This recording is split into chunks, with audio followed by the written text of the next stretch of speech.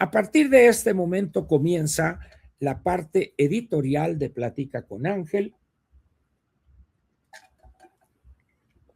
correspondiente al lunes 15 de junio del año 2026. Vamos a ver. Vamos a dejar un poco el tema nacional. Nos vamos a salir y vamos a irnos al ámbito internacional. ¿Por qué razón? Después de varios meses de un conflicto bélico importante, que no se veía quizá desde la Segunda Guerra Mundial, vamos a irnos al área internacional. Decía, el conflicto Irán-Estados Unidos ha llegado parcialmente a su fin. Mucho cuidado con lanzar campanas al vuelo. El problema de Irán, una teocracia, es ese país desde 1979, cuando el ayatollah Khomeini regresa de Francia, del exilio a donde lo había mandado el Shah, regresa y en vez de seguir profundizando la democracia o la vida secular alejada de la religión, del Islam, la fortalece, y aquel gobierno que era abierto, que impulsaba la educación de las mujeres en su participación en la sociedad, se cierra como si estuvieran viviendo en el siglo VII de nuestra era. Digo siglo VII porque Mahoma muere creo que en el 632, pero nunca falta uno que no tiene nada que hacer, que años después o siglos después dijo, es que Mahoma dijo esto, y ya le escribieron una serie de absurdos que quizá para aquellos años era lógico eso. ¿Cómo castigar a un ladrón si no había tribunales, no había poder judicial? Pues cortándole las manos. Bueno, como el Bronco quería hacer en México, ¿se acuerdan? ¿Qué hacemos con una mujer adúltera que engañó a su esposo y le puso cornamenta? Pues como no tenemos un derecho civil para juzgar eso, pues vamos a apedrearla hasta matarla, la lapidación, y así. En aquel entonces el fenómeno de la homosexualidad, no voy a decir que haya sido desconocido, pero no guardaba ese rechazo que tienen los países musulmanes. Bueno, pues hoy, como dijo aquel, primero los matan y luego los cuelgan, ¿verdad? Entonces, Irán se convierte en una teocracia donde todo el cuerpo judicial, o sea, para la procuración y para la impartición de justicia, sus códigos, etcétera, se tiran a la basura y se utiliza la sharia o sharia. Sharia quiere decir ley, pero es tomada o es la conclusión del Corán. Entonces, ¿cómo es posible que pueda convivir un país en el siglo XXI con un libro, que es el Corán, donde viene lo que deben hacer, cómo castigar, etcétera, etcétera, etcétera? Pues es evidente que eso nomás no va a funcionar. Es decir, ese país se va a aislar completamente del resto de los países del mundo, y eso va a dar lugar a estupideces como la siguiente. Que Mahoma, platicando ahí con los cuates porque no trabajaba, Mahoma ahí, y luego le llevaban una virgencita y luego otra y por acá, y le tenían que dar muchos ostiones, porque luego pues no podía rendir, no había Viagra todavía. Entonces, creo que alguna vez Mahoma debe haber dicho, hay que acabar con los infieles. Y los infieles eran todos aquellos que no seguían lo que decían que Mahoma dijo, o Mahoma decía que Alá le había dicho en la noche ahí que estaba, le dijo Alá, bueno, órale pues, muy bien. Y ahora, en la vida moderna, de repente se les ocurre, hay que acabar con los infieles. Muy bien. De manera violenta, si se resisten a adoptar la única religión verdadera, el Islam. En sentido estricto, el Islam no es una religión, es un conjunto de normas por acá, pero no es una religión estrictamente hablando. Muy bien. Entonces, ¿qué pasa? Que ahí dice hay que acabar con los infieles. Muy bien.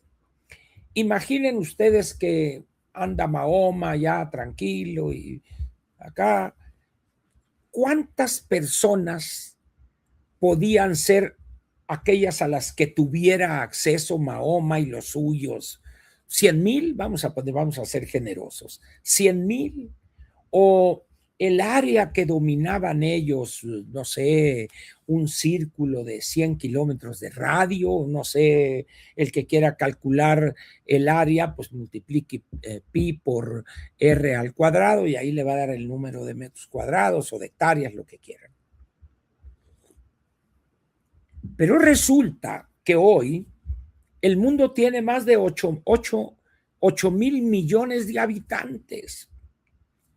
¿En cabeza de quién cabe que podrían acabar con esos? Los que siguen el Islam son como 1,100 millones o 1,000 millones, con esos otros 7,000 que no seguimos el Islam. Si nosotros, los 7,000 millones, con una abeja acabamos con ellos, 7 piquetes de abeja cada uno, pues ahí quedan, ¿verdad? Pero esa locura es la que empezó en 1979 a dominar y gobernar en Irán. Y con la vestimenta de negro, dejarse la barba, etcétera, etcétera, y acabar con los infieles. Muy bien. Llega un momento en que eso se ve absurdo, que es impráctico e imposible de aplicar, y luego surgen los grupos guerrilleros, Al-Fatah, primero la Organización para la Liberación de Palestina, de este señor Yasser Arafat, y luego surge Hamas, y luego Hezbollah, una bola de terroristas, ¿verdad? Porque encontraron ahí su modus vivendi, asesinar a inocentes israelitas o a otra gente, bombardear aviones, agarrarlos y hacerlos explotar, etcétera, lo que usted ya conoce de ellos. Muy bien. Entonces, Irán se convierte en una nación militarista, ¿eh?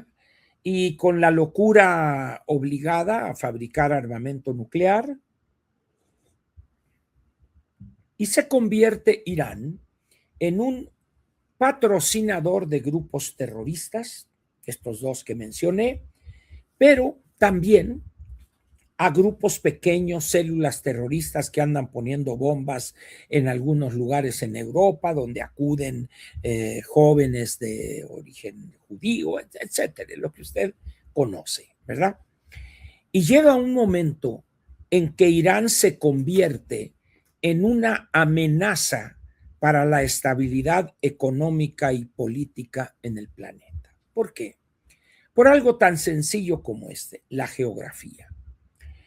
Hay una cosa que se llama el estrecho de Hormuz, que en una parte, en la parte, vamos a decir, noroeste, ahí hay instalaciones de bombeo a buquetanques petroleros o a barcos que llevan urea o gas para la cuestión de fertilizantes o agroquímicos, etcétera. Y Irán, al estar ahí fronterizo con esa, hay una isleta, una isla ahí, controla eso y de aquí nadie pasa. Y genera un conflicto tremendo en el orden económico en el mundo.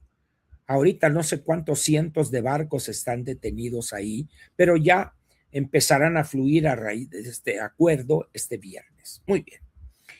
Los Estados Unidos, en esta visión de algunos que consideran una locura por parte de Trump, pero no es así. Aquellos que piensen que Trump está loco, no tiene un pelo de loco y tiene muchos pelos. No tiene un pelo de loco. Muy bien. En esas condiciones, Trump considera una responsabilidad de los Estados Unidos acabar con el régimen venezolano y poner frente a la justicia al dirigente de ese gobierno, ya el anterior falleció de cáncer, Hugo Chávez. Y la gente se reía, no, ¿cómo? Y porque otros gobernantes pasaron años y años y ahí, no, pues que mira, que el petróleo, que esto, hasta que Trump dijo, vámonos, órale, capos, órale. Y mandan un comando y agarran a aquel, y ahorita dicen que cuando lo llevan al juzgado, llega y dice, pío, pío, pío. Oiga, le dice, ¿por qué dice pío? Es que allá ni chance me dieron de decir pío. Y ahí está.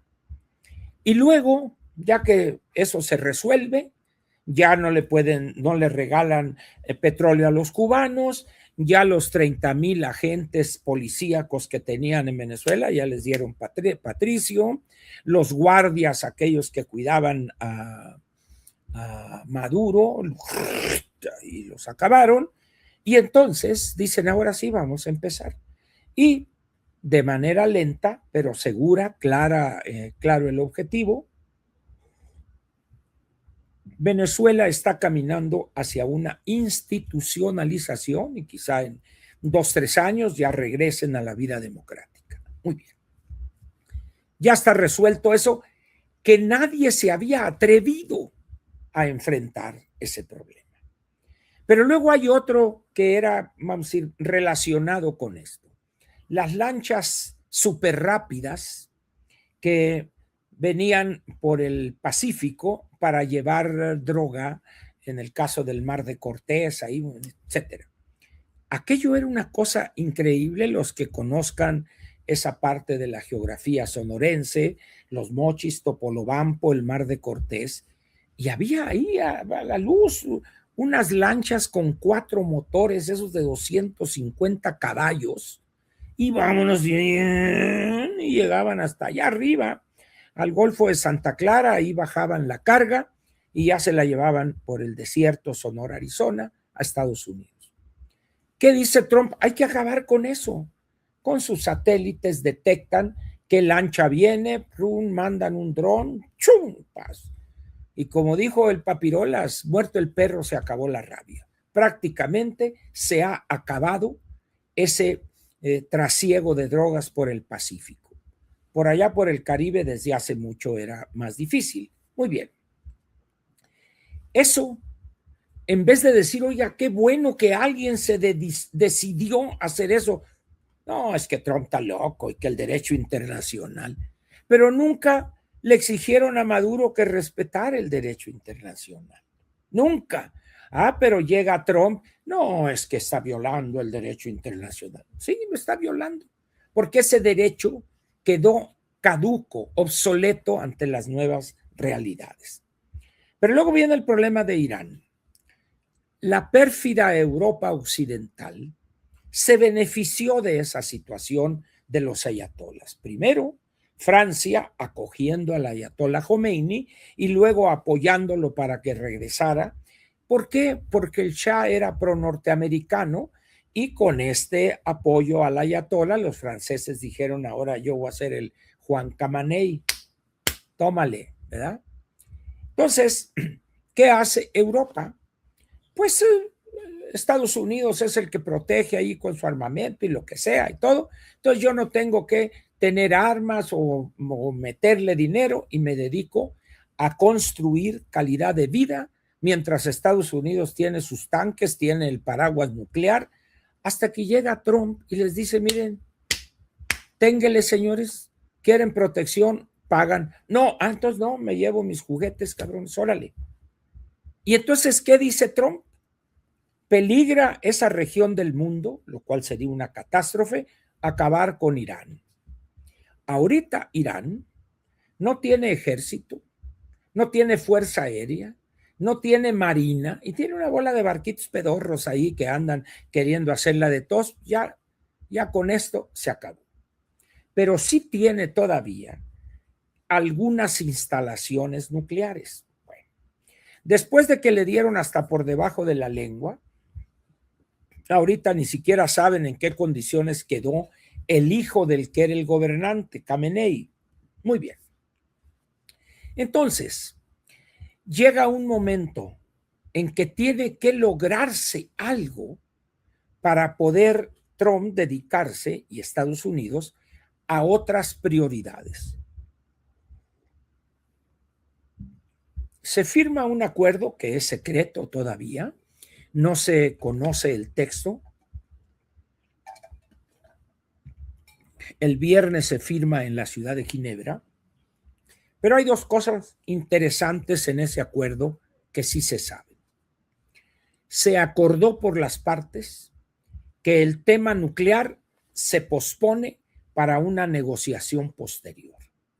Es decir, no obstante el gran daño que Estados Unidos le ha hecho a las instalaciones nucleares de Irán, todavía les queda por ahí un guardadito, entonces eso lo van a negociar después.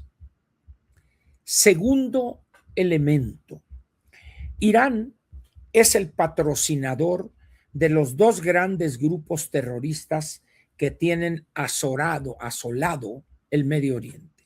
Hamas, que tiene sus grandes instalaciones o tenía en la Franja de Gaza, y Hezbollah, que está ubicado en el Líbano. Muy bien. Israel, ¿qué ha hecho?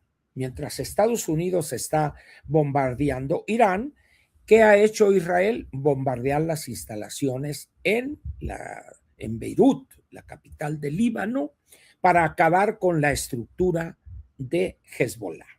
Sin embargo, Hezbollah es prácticamente una fuerza armada, equipada, pagada con recursos de Irán. Muy bien. Entonces, ¿qué sucede en ese texto, lo que se conoce? Irán estableció como requisito para firmar que Israel ya no ataque al Líbano, en donde están los puntos, vamos a decir, críticos de Hezbollah. Entonces, Trump le dice a Israel, no bombardees eso, déjate de cosas, porque si no, no vamos a firmar. ¿Y qué dijo el señor Netanyahu? Téngale. Si a mí estos cabrones de Hezbollah me bombardean, con su acuerdo o sin acuerdo, yo les voy a dar chicharrón. Entonces, esa es una situación que queda prendida con alfileres. Esos son los dos puntos que han quedado ahí, si no sueltos, pero al menos con cierta indefinición. Por eso no hay que echar las campanas a vuelo.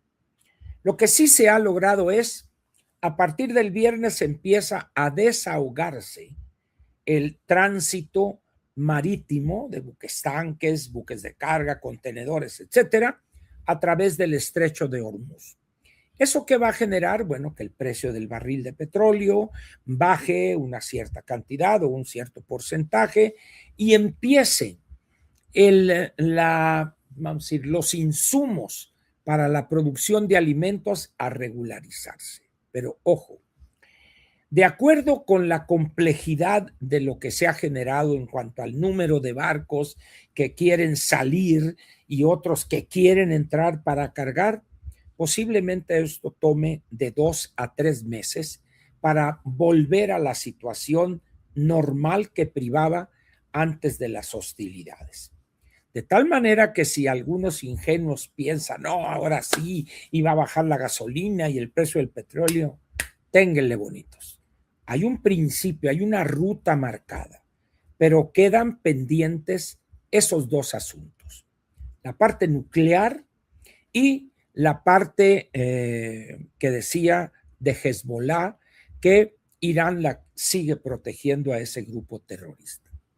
Finalmente, va a llegar el momento en que van a destruir los Estados Unidos esas instalaciones, se va a quedar sin capacidad para refinar uranio Irán y consecuentemente vendría quizá un plazo 4 o 5 años, una cosa así, un cambio de régimen, porque eso tiene que lograrlo la población iraní.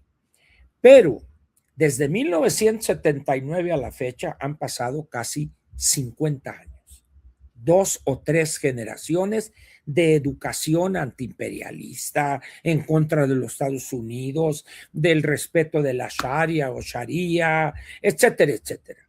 O sea, el proceso va a ser lento, no va a ser rápido, veloz. Ahora bien, ¿cuáles serían aquí las consecuencias para Europa, por ejemplo. Déjenme tachar aquí lo que ya... ahí está ya esto. Bien. ¿Cuáles serían las condiciones o las consecuencias para México? Vamos a ver. Alguien dirá, bueno, pues si yo no comercio con Irán, ese no es el punto. Las consecuencias, ¿cuáles son? Que Estados Unidos va a liberar atención. Es decir, la firma de este acuerdo, que es un triunfo innegable para Donald Trump, va a tener efecto en varias regiones del mundo. Indiscutiblemente, el lejano oriente, particularmente China, la República Popular China y Japón, van a ser beneficiados porque se estabiliza el abasto de petróleo para esos dos grandes países. Y el que llevó el peso de todo esto, sin duda alguna, fue Estados Unidos y la decisión clara desde un principio del presidente Donald Trump. Pero ¿qué va a pasar con los pérfidos europeos? Felicitamos, dijo el Reino Unido, Francia y Alemania, creo. Felicitamos a Estados Unidos, sí, pero ¿cómo te portaste hace 15 días o hace un mes? Sacatones, en vez de haber cooperado, se la va a cobrar Trump. Acuérdense de mí, se las va a cobrar pronto Donald Trump. Pero eso va a dejar a esos países de Europa encuerados frente a quién, frente a las amenazas de Vladimir Putin. El acuerdo en principio que iba a concretarse entre Francia y Alemania para fabricar un caza de nueva generación fracasó.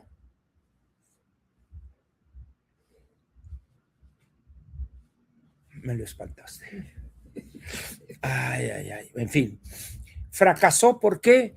Por esa soberbia increíble a estas alturas de la compañía de Marcel Dassault, o sea, la compañía Dassault, que dice, no, ni madres. Yo le entro a ese proyecto, pero si yo lo dirijo. Entonces le dice a Alemania, oye, si no tienes dinero, tú vámonos. Se cayó el proyecto. Así, en esa división por egos inmensos, está Europa en un gravísimo problema. ¿Qué dice Estados Unidos? Pues es su PEX. Ahí se le echan. Yo no tengo problema, tengo mi F-35 con una nueva generación y punto y aparte. Y ahí se ven ustedes, ¿verdad? Japón ya empezó su periodo de rearmarse, de tal manera pues que hay un cambio estratégico en varios países que han entendido esa necesidad. Y Europa, con el desastre que traen en Inglaterra, la caída y el desprestigio de Macron, la situación que hay en España con Pedro Sánchez, sinvergüenza, rata ahí, ¿verdad? En esas condiciones, pues, Estados Unidos puede decir, pues ahí se ven, señores, ustedes. El problema de Rusia es problema de ustedes. A mí con esa brocha no me van a encalar, señores, ¿no? Es su PEX. Y Estados Unidos ante eso, esta especie de tregua parcial, porque quedaron esos dos puntos que les mencioné, pero Estados Unidos le demostró a Irán que puede en cualquier momento reanudar las hostilidades y destruir lo poco que quedó de Irán. Repito, en este momento no se sabe quién gobierna en Irán. No tienen ejército, no tienen armada, no tienen fuerza aérea. Es decir, pero sin embargo, hay una cosa en esa visión del mundo del Islam, del martirio. Estas personas no son normales en el sentido, bueno, ya me rompieron, como aquel que dijo, pásale tú que me da mucha risa, ¿verdad? Que le rompieron la boca de un culatazo en un asalto al banco. ¿Qué te pasa? Pásale tú. Dice, ¿qué tienes? Es que me da mucha risa y traía la boca floreada. Así está Irán. Oye, ya te dejaron como el caballo blanco, reconócelo. No, ni más. Bueno, pues órale. Si lo que quieres es el martirio porque tu religión te lleva a eso, perfecto, no hay ningún problema. Lo que sí es que ya no eres la amenaza que eras hace 3 meses. Que tienes capacidad nuclear, ya la tengo detectada, bonito, ya no hay problema por eso. Y si tú vas a proteger a Hezbollah, le voy a decir a Netanyahu, dales en la madre y vámonos. Entonces, eso le va a permitir a los Estados Unidos liberar atención. Y entonces, ¿hacia dónde va a voltear Estados Unidos vamos a decir, al no tener atadas las manos en esa guerra en el Medio Oriente? ¿A dónde va a voltear Estados Unidos?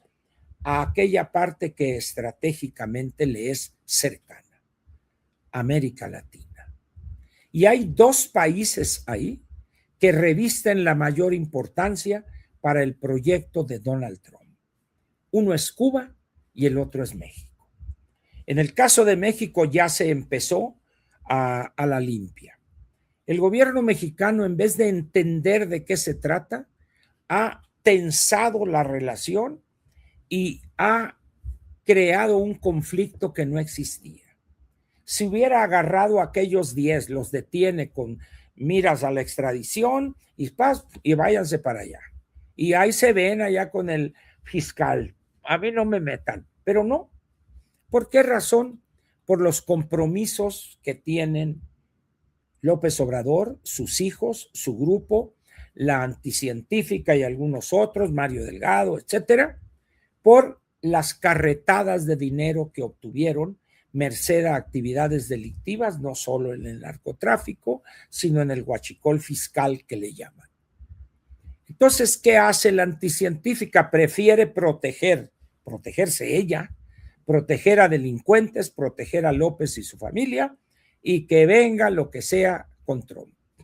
Una falta de comprensión de la gravedad de lo que está enfrentando. Ya lo veremos en los próximos meses. ¿Qué puede hacer Trump ahorita ante esta actitud rayando en la total estupidez de parte del gobierno mexicano? Primero, Estados Unidos tiene inmensos recursos de tipo comercial, político, militar, de seguridad, para agarrarnos de los tanates, pero de la noche a la mañana. En primer lugar, sabe perfectamente quiénes, cómo, cuánto y dónde tienen el dinero. O sea, aquel que piense que Estados Unidos está a oscuras, no, hombre, no es así. En esas condiciones, pues, los Estados Unidos empieza a quitarles visas a los políticos de Morena y se va a crear un sismo. Empieza a pedir la extradición de otros 20, 30 o 40 y en ese momento este régimen va a perder las elecciones hasta de la sociedad de padres de familia, de los hijos de esta bola de sinvergüenzas. Pero si eso no bastare, Estados Unidos puede tranquilamente a lo largo de los 50 y tantos cruces fronterizos, terrestres, por supuesto, alentar el tortuguismo en la revisión. México no aguanta 72 horas con eso. Pero no entienden, pues. Entonces Trump está volteando de allá de lo que se va a firmar en Ginebra ahora en 4 días, este viernes 19, y empieza a voltear ahora para México y para Cuba. Los cubanos ya dijeron, no, vamos a aprobar reformas económicas. Carnal, el problema contigo no es de reformas económicas, es el cambio de régimen. Ya vieron lo que pasó en Venezuela, el petróleo se vende, creo que es la Exxon la que recibe la lana, cuánto necesitas y punto. Nada de gratis a Cuba, nada de esto y que el otro, ¿verdad? Y así en Cuba sería más o menos lo mismo. Alguien dirá, no, pero es que con Cuba, que tiene un ejército chico, que nosotros daremos la vida por la revolución. Toma que vas a dar la vida por la revolución. Eso es una ilusión. Entonces, eso lo puede hacer sin mucho problema. Y en el caso de México es todavía más fácil, porque lo único que quiero es que agarres a estos y me los mandes para acá. ¿No los quieres agarrar? No hay problema. En ese momento se convierten en blancos terroristas y la extraterritorialidad se aplica y puedo mandar grupos acá y vente para acá, bonito. ¿Para dónde me llevas? Acá que te eches una hamburguesa y una leche malteada. Véngase para acá, vámonos. No entiende el gobierno eso. Eso es lo que esas serían, vamos a decir, las primeras consecuencias, ¿verdad? Perfecto. Pero hay otro detalle que vale la pena señalar y que tiene relación con lo nuestro, lo que pasa en Irán o los resultados. La economía iraní está por los suelos. Irán va a vivir un periodo de altísima inflación. Están destruidas sus fábricas, sus sistemas de distribución, etcétera, etcétera. Es decir, esa locura de andar apoyando grupos terroristas que al menos en los próximos 18 o 24 meses, estos ayatolas, los que quedan vivos ahí, que se olviden de eso. Ahora bien, ¿podemos llamar a esto que se logró en Irán la paz en el Medio Oriente? No. Es una tregua. Pero estas personas, estos ayatolas y todos estos grupos, Hamas, Hezbollah, no van a cejar en su intento de destruir el Estado de Israel. No lo van a poder hacer. Ya se dieron cuenta de la capacidad tecnológica y militar de Israel, pero no entienden. Entonces, las hostilidades abiertas, encubiertas, pocas, muchas, etcétera, va a seguir. Al grado tal en que no se rompa, vamos a decir, esa especie de acuerdo entre Netanyahu y Donald Trump. Y los ayatolas tendrán que morderse uno y alistar el otro.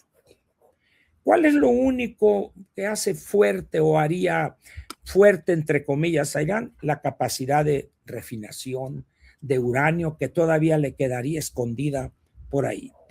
Ya dijimos Cuba. Ahora bien, aquí hay una parte que conviene aclararla o bordar un poco más. Es la siguiente. Estados Unidos logró destrabar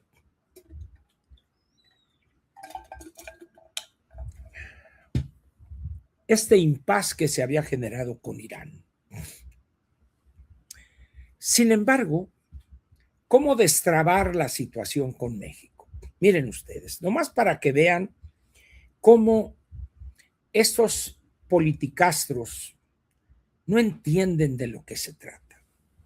De repente a los militares mexicanos les entró la urgencia por renovar los aviones caza que tienen. Aquellos que se entregaron con el gobierno de Zedillo, algunos hablan que eran 5, otros que eran 12. El caso es que nomás quedan 3 y tienen que pucharlos para que arranquen. Son los F-5 que ya no están ni en el museo museo Pima, ahí a un lado de Tucson, el Pima Air Museum, ya ni ahí quedan F-5. Entonces dicen, bueno, necesitamos y vamos a comprar 12. Cuando ustedes revisan el número de bombarderos o de cazas que tienen Chile, Argentina, Colombia, Perú, en ese momento dicen, ¿de qué sirven estos 12? Si las amenazas que tenemos, entre comillas, Guatemala. Es decir, pero hay que tener contentos a esa parte del ejército porque la tenemos abandonada. Muy bien. Y anuncian que están en un periodo de estudio para adquirir 12 cazas suecos.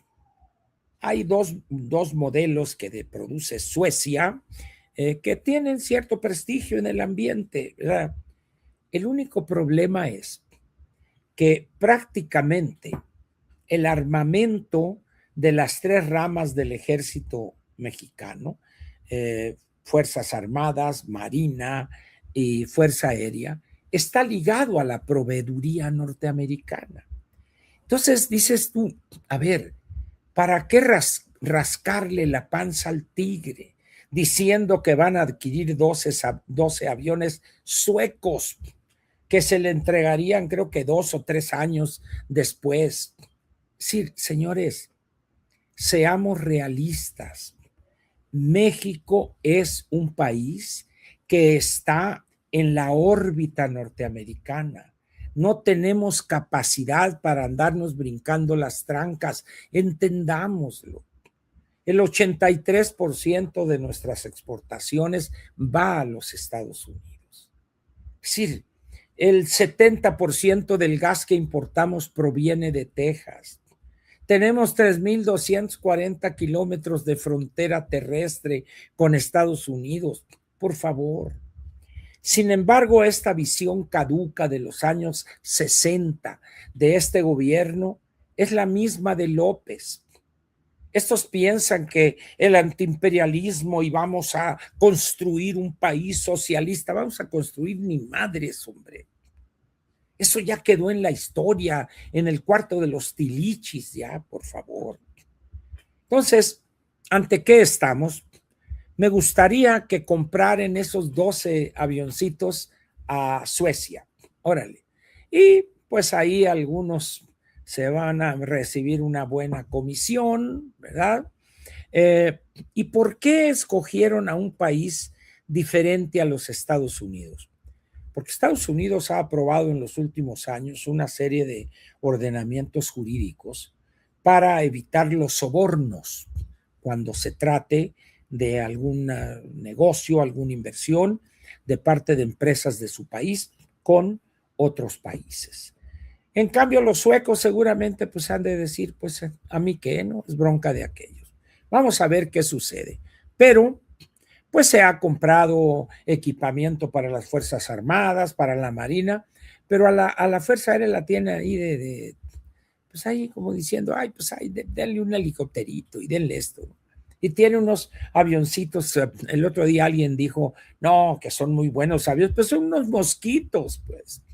A pedradas los bajamos esos, pues digo, o sea, México no tiene una fuerza aérea como la tiene Chile o la tiene Argentina.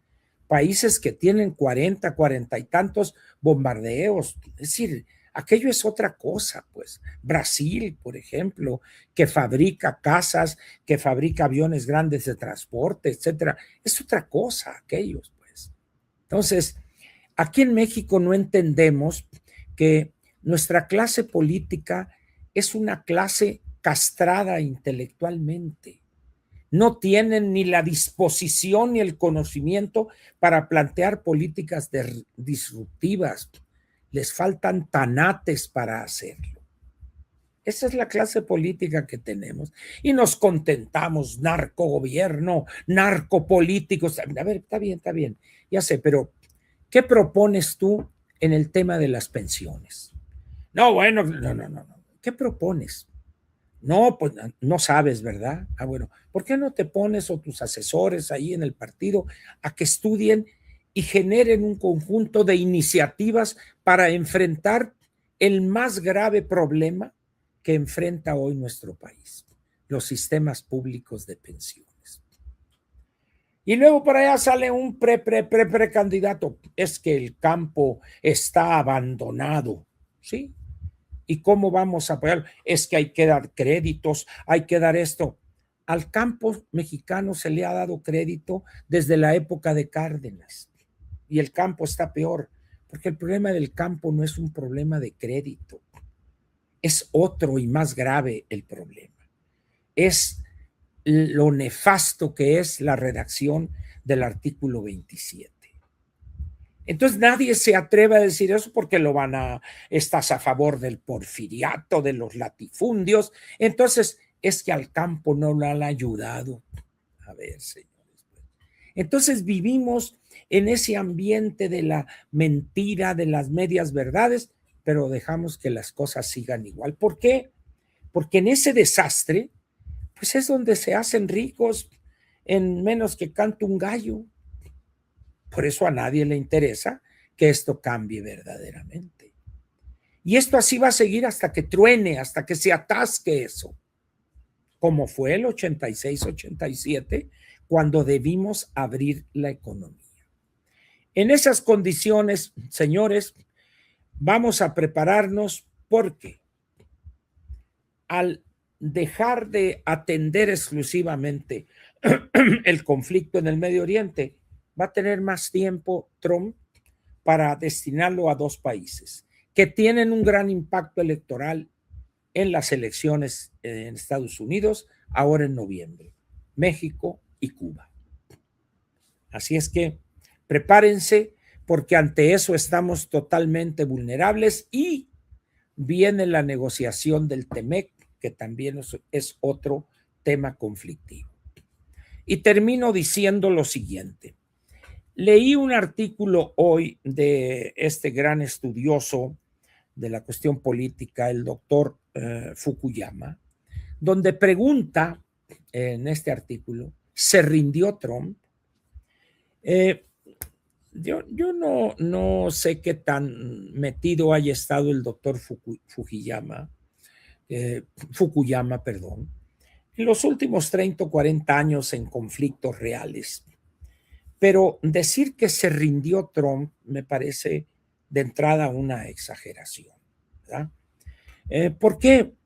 Porque hay conflictos que en la primera etapa, cuando se enfrentan esos conflictos, no es posible acabar materialmente con el adversario.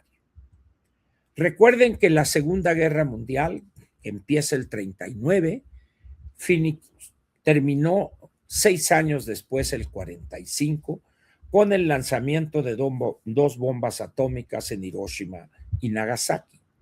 Aquí, este conflicto con Irán, no obstante lo aparatoso y el uso de armas avanzadas, etcétera, apenas llevaba, ¿qué? 3 o 4 meses. Entonces, ¿se rindió Trump? Pues digo, yo diría, los que quedaron sin nada de dónde agarrarse fueron los ayatolas. Trump sigue siendo el presidente del país más poderoso del mundo y el despliegue que ha hecho de su fuerza militar ante los chinos y ante los rusos, ahorita hay un beneficiado indirecto que es Taiwán. O sea, si sigue China con eso, ¿recuperaremos Taiwán? Sí, lo vas a recuperar, pero el año 2500. ¿verdad? Por lo pronto, resuelve el problema de la pobreza en que viven 800, 900 millones de tus habitantes. Punto. ¿verdad? México, como dijo don Porfirio, tan lejos de Dios y tan cerca de los Estados Unidos. Y yo diría, qué bendición es que estemos tan cerca de los Estados Unidos. ¿Por qué? Porque es una economía 17, 18 veces más grande que la nuestra, donde hay 40, 45 millones de mexicanos que han hecho su vida, han construido un mejor futuro ahí, no pocos de ellos desde el siglo XIX. Eso es una bendición para nosotros. Pero en vez de entenderlo, estamos buscando pelearnos con ellos. Nos burlamos de ellos, los ofendemos, etcétera. Eso es ir a contracorriente de la historia. Pero en fin, señores, en este momento termina la parte editorial de Platica con Ángel, correspondiente al lunes 15 de junio del año 2026.